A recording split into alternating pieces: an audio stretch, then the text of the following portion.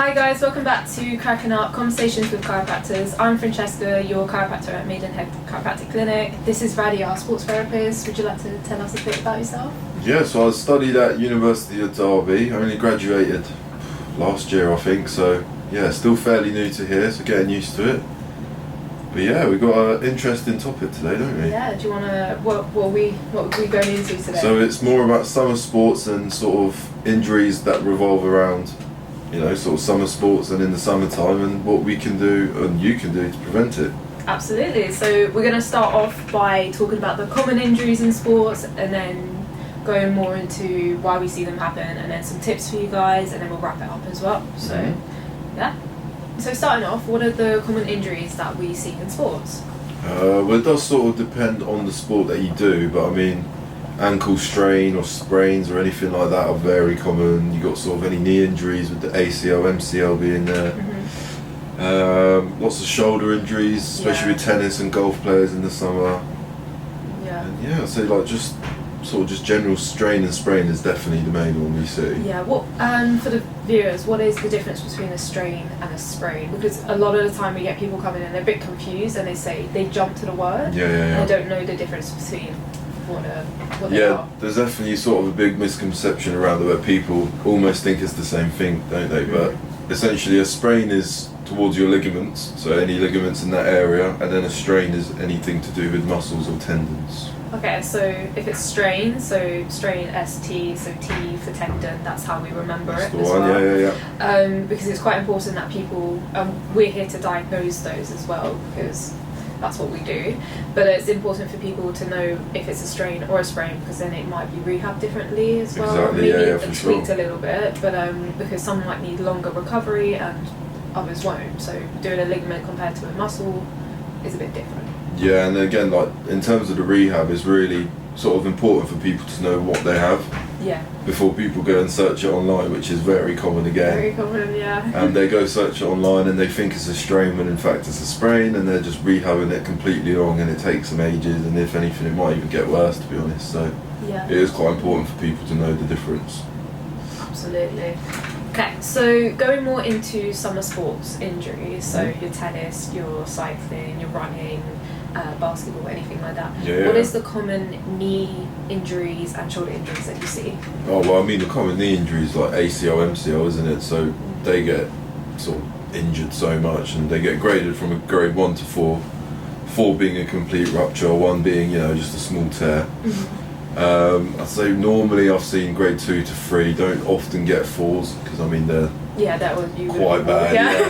That would be, that's that a complete rupture? Complete rupture, That would be a complete rupture, so we wouldn't see you walking, you wouldn't be walking. No, those are very painful as well. But yeah, so those, I'd say in the knee for sure, those are the really common ones. And what kind of sports are they common in, especially with summer sports? I mean, they can sort of happen in any sport, but I'd say sort of runners get it a lot, obviously with runner's knee being another condition. Yeah. Football, everyone's in the parks playing lots of football, so that could definitely happen at any moment. Sports like basketball, golf, tennis, again, like just because a lot of twisting in golf, yeah, so exactly. any kind of like twisting movements. I guess a lot of the time for a lot of sports we use our knees, but there are some sports that we use more shoulders with. So what kind of injuries do you see with shoulders? Yeah, I mean, shoulders is more, I would say, not so much acute injuries, like I'd say like an ACL rupture would be, but there's more overuse injuries, so they happen sort of over time. So I think I see more tendon kind of inflammation and stuff like that with the overuse injuries, especially and then go more into elbow, tennis elbow, golfer's elbow. That's very common as well, know which one's which. But those are those repetitive movements, and they do come up especially in the summer when people aren't hydrating well and just not recovering well as well, which we'll go a bit more into. Yeah, I mean, a lot of the time when it gets to the summer, people take up lots of like new sports, so you probably see a lot of people taking up, like tennis or whatnot. And again, like incorrect technique could really sort of get that overuse injury to come even quicker than it probably does normally. Absolutely, and I think as well, we spoke about before that if you are taking up a new sport or you've been out of the sport for a while, you need to be able to be training on your off seasons, which we'll go more into. Yeah, we'll go into all that, Yeah, pretty depth. So let's break it down into kind of demographic wise, as in age wise. So we see kids, we see adults, we see elderly as well. So what are the most kind of common issues that you see in the youth? And I'm guessing you rehab youth as well. So. Yeah.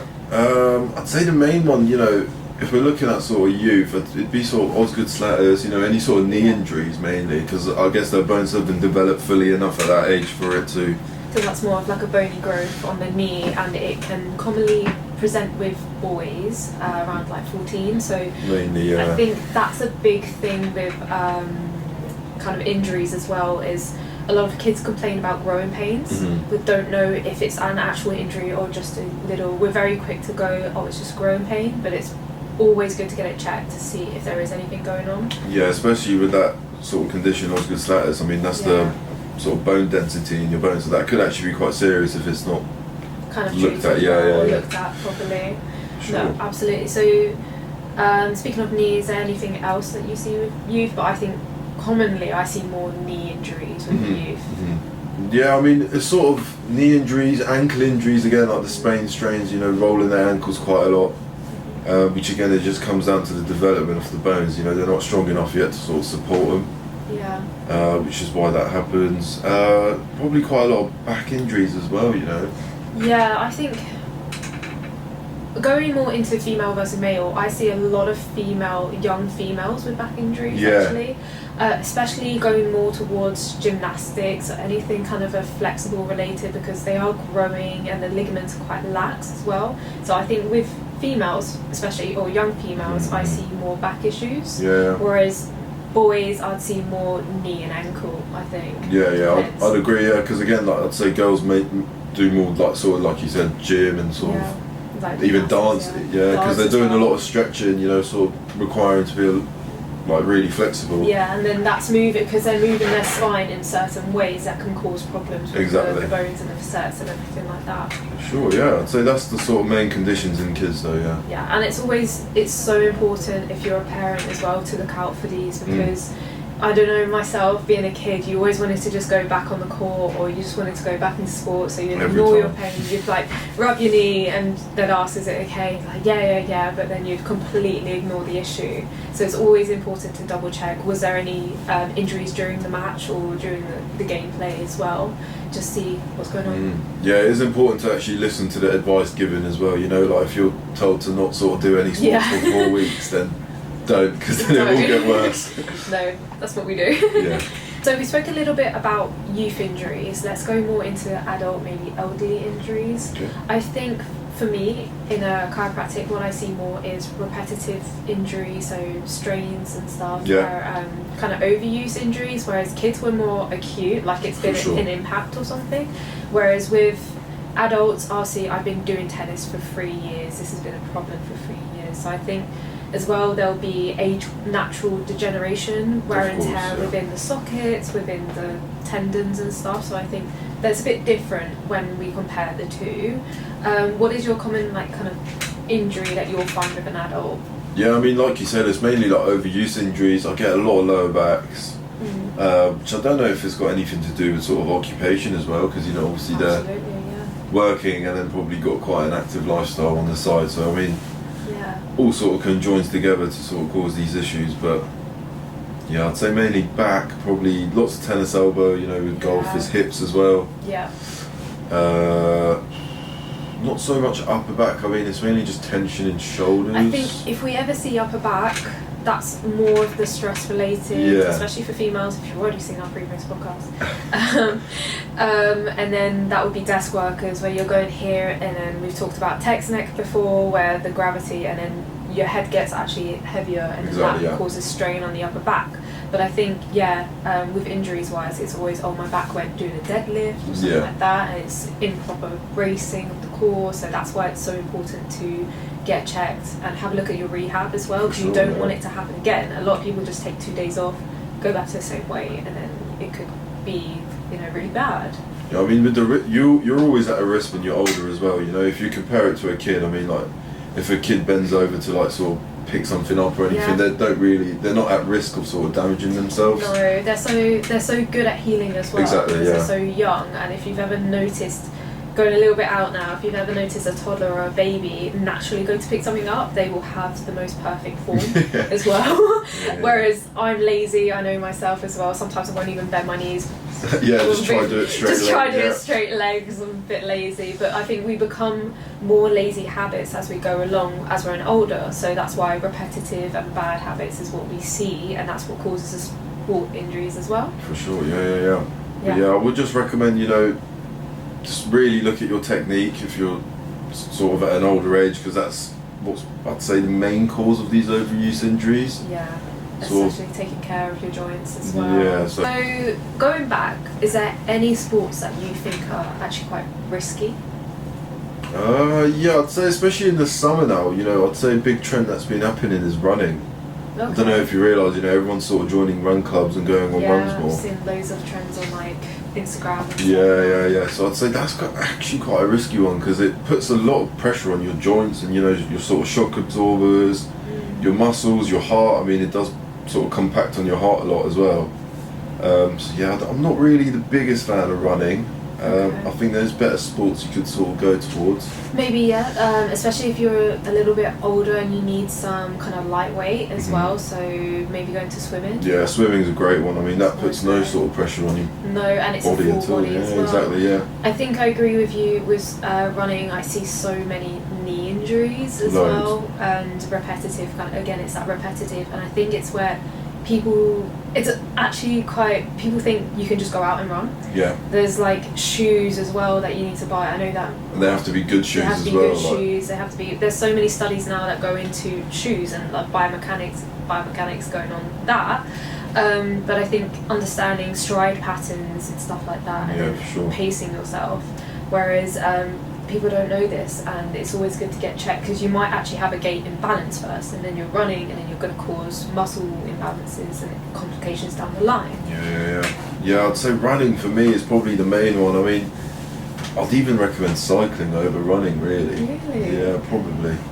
But I just think like it does too much damage than good. But I mean, not to say don't do running. I mean, absolutely obviously not. Lots of people enjoy it. Just be careful with it, I think, especially if it's like uneven ground. Yes, as well. yeah. So I see a lot of sprained ankles from uneven grounds. Yeah, people. I think it's quite common now to go sort of running in the woods as well now. So obviously that's full of obstacles, let's say, and uneven ground. But just make sure that you're not a first timer going into running into the woods. Yeah, for sure. But running for me is that no-go. I think as well, going a little bit off into like season sports. Don't try to do any season sports in the summer, so like doing your rugby in the summer. Yeah, no. If you don't know already, the ground is hard, so that will cause like ACL injuries. I've seen it before, and it's been horrible, kind of ACL, like full ruptures, so your foot gets stuck in the ground, you turn, you twist, and then it just causes your knee to completely go. So I think what other sports should we completely avoid during the summer is...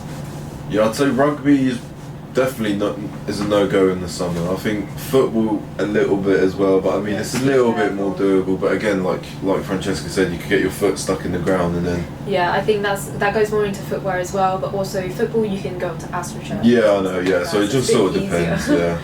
But yeah, I think contact sports in general, because you'll be landing on hard ground as well, so it won't be as good. Yeah, I think I'd say we get quite a lot of concussion as well during the summer. Yeah. Because again, more people are out actually doing activity, so I mean there's more risk of falling, for example, like cyclists, if they're not wearing a helmet, fall over, bang their head. We've had quite a few of those.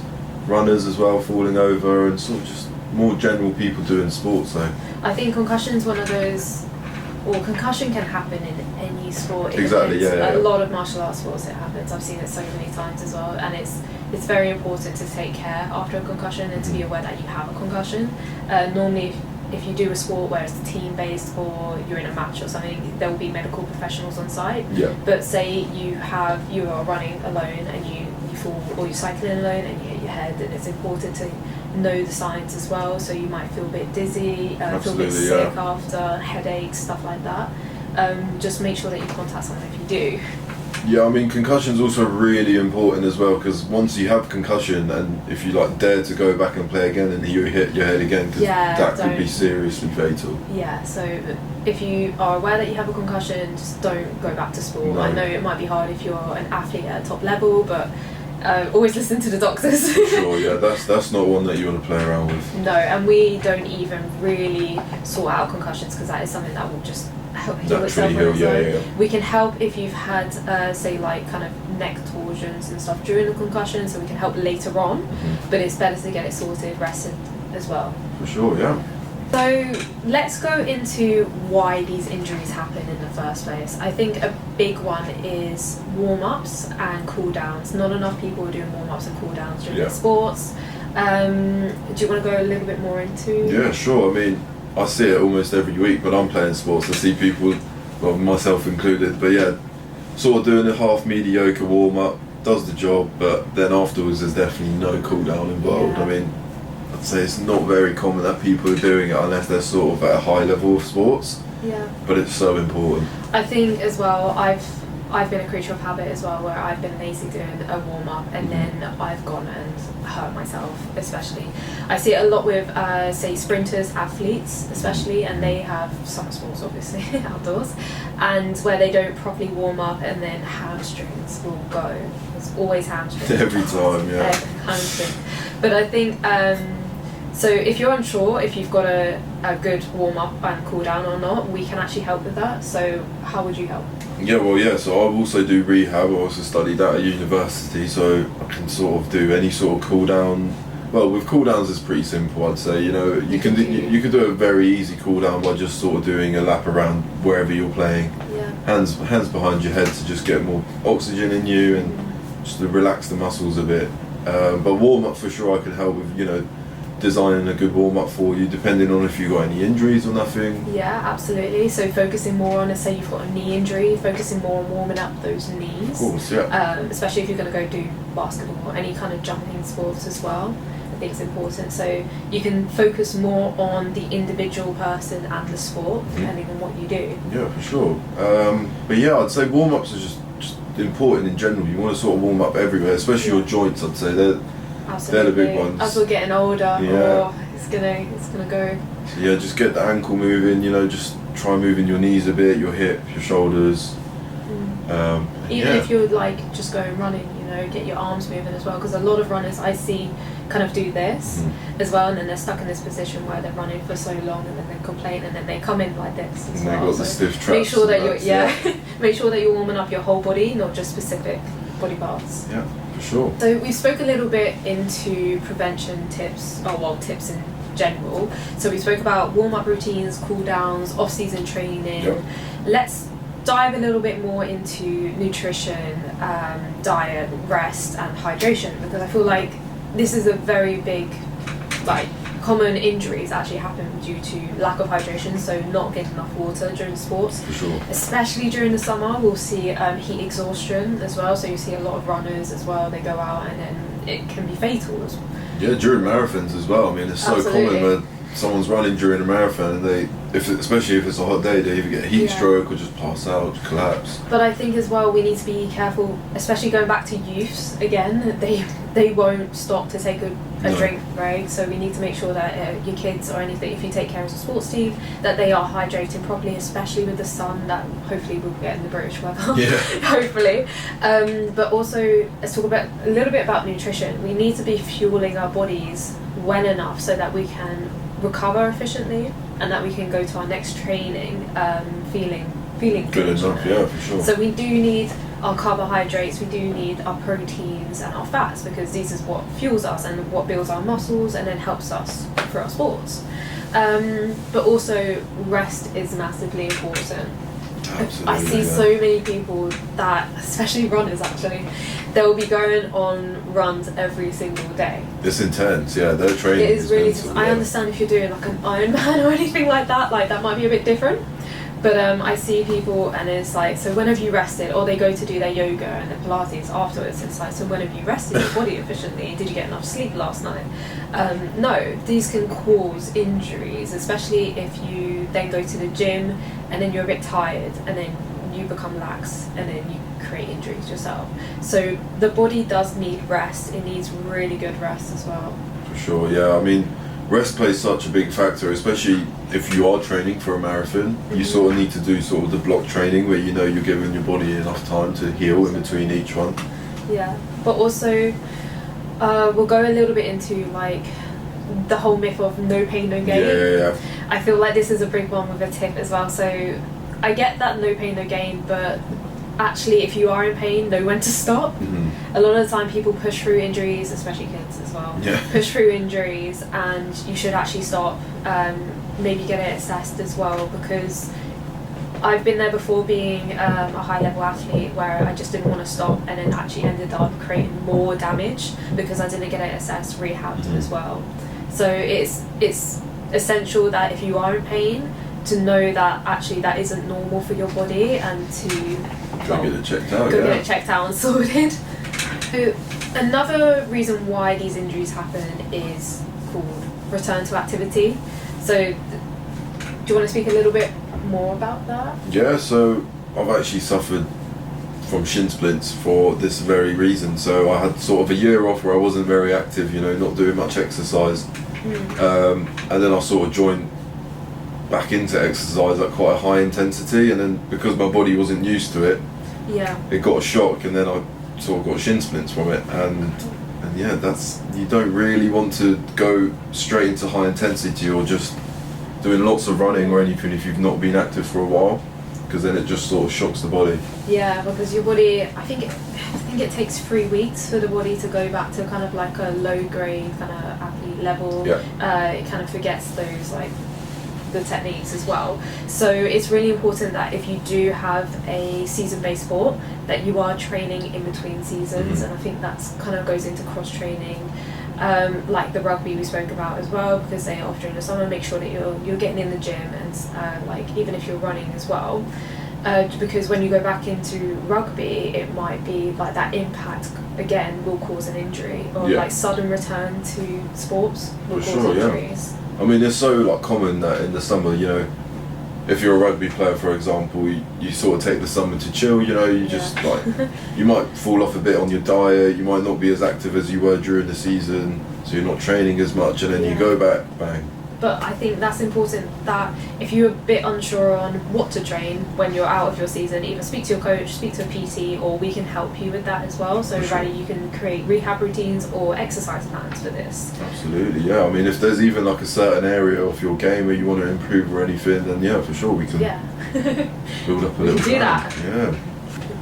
So what are the other recovery methods that we could use on a daily, any sport as well?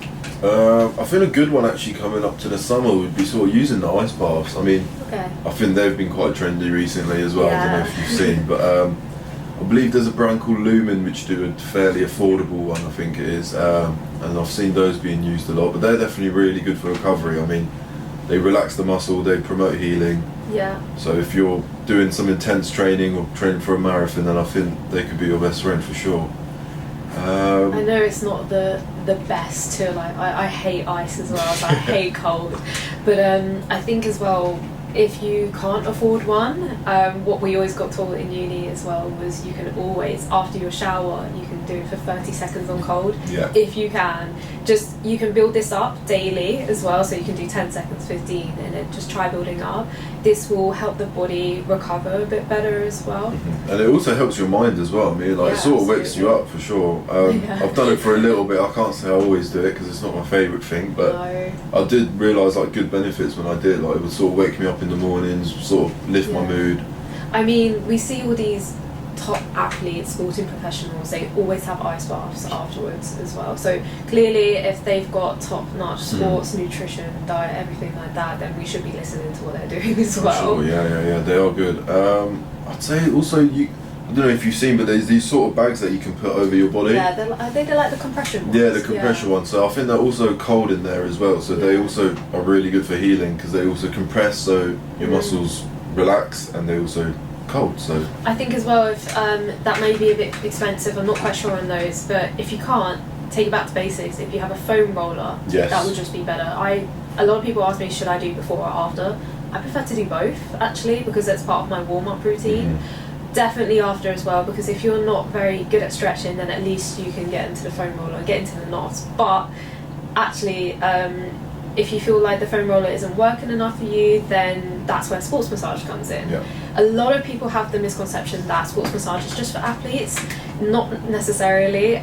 So we build up natural tension and stuff. I actually see a lot more office workers with upper back, neck tension that need to get some elbows in. So don't be afraid if you're not an athlete, come get a sports massage as well, because we'll be able to get into those knots that you can't get with a foam roller or that you can't get with a Theragun. So actually the Theraguns as well. Massage guns, yeah, for sure. I mean, they're only obviously good to the points you can reach unless you've got someone at home who can help you with it. Yeah, if they're nice. Yeah, but yeah, those are also very good. But again, I mean, he doesn't do as much as you would as during a sports massage, but it definitely does help. I do see a lot of the athletes as well using them before and after. I think a good brand is Pulse. Yes. I see a lot of those, but they can again be expensive, but you can find some cheap ones on Amazon. For sure, yeah, we'll definitely recommend those. Yeah, good. So this is probably one of my favourite things to talk about, but have you got any real life cases that are quite good to mention, or like rehab and stuff like that? I actually had an interesting one when in my third year of uni, so my final year, we had this guy who does loads of sort of Ironman training and competitions. He actually came in very sort of broken with injured ACL and MCL. Ooh. So not the best combo to have, but yeah, it took him, I think we were seeing him almost all the way throughout uni, so it was a good 6-7 months to rehab him.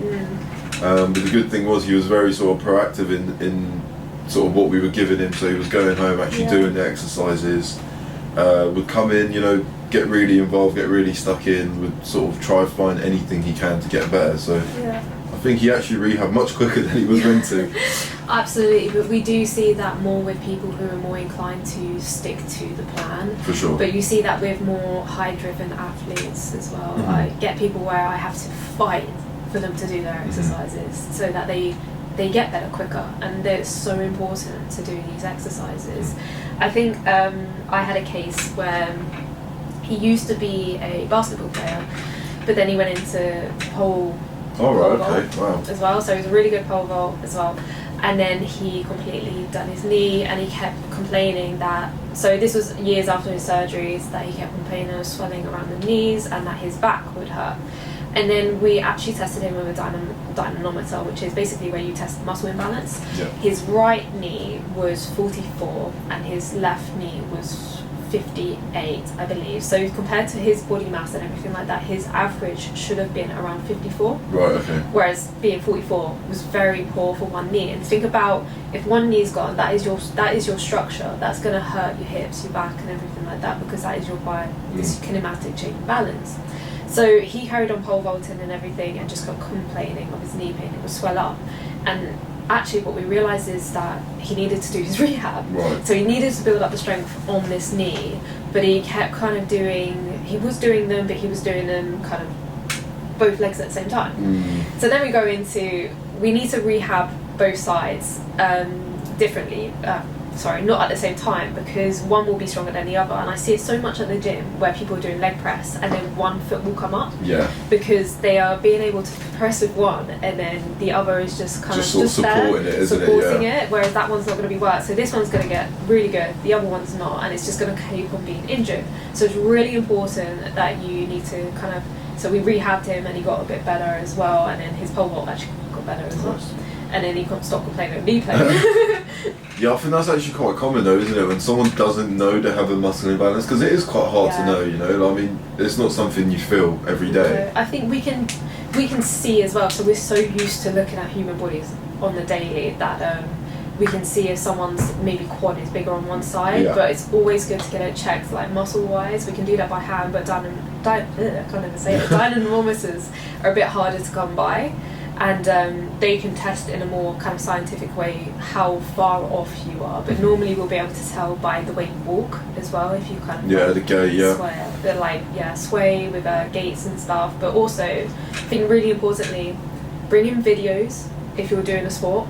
It always helps us determine if you're kind of, you said before, like with basketball players, if they're landing more on one side, and then that's the knee pain that they're getting on that side, can they jump with both legs instead? Yeah, I was going to say, because it's so common in basketball, like where there might be an athlete who's more used to jumping off their right leg and is so used to that habit, Yeah. is that right leg is getting so much bigger and sort of used to that action compared to the other one. Yeah. So that's where, like you said, we sort of try and rehab them to sort of break down those bad habits. Yeah, but also changing habits within the sport. There's stuff that we don't see that you don't see either. Exactly, so yeah. if you can film yourself during your sport as well and you bring it in, I've had it so many times before where people have come in and gone, this is where my back, this is the exact moment my back went. Can you see something? Yeah. And you'll see that they'll like kind of jump forward and it could have been like a disc that has gone. And then you look at their forms from beforehand and then you see that it was kind of poor lifting forms that may have caused it. So it's always important to bring them in. For sure, yeah. Yeah. Right, so I think there's a lot we spoke about today. Most important to take away today was definitely do warm-ups, cool-downs, prehab, rehab. Don't push through the pain as well. Hydration as well, diet, and we spoke a lot.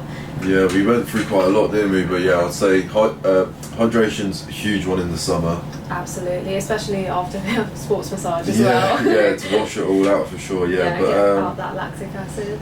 yeah, I'd say warm up and cool down as well. Just make sure you're doing the correct warm up, stretching everything out, moving your joints. Yeah. And yeah. That was great. So thank you guys for watching. We will be doing more. So if you like this, and subscribe for more. Bye. See you later.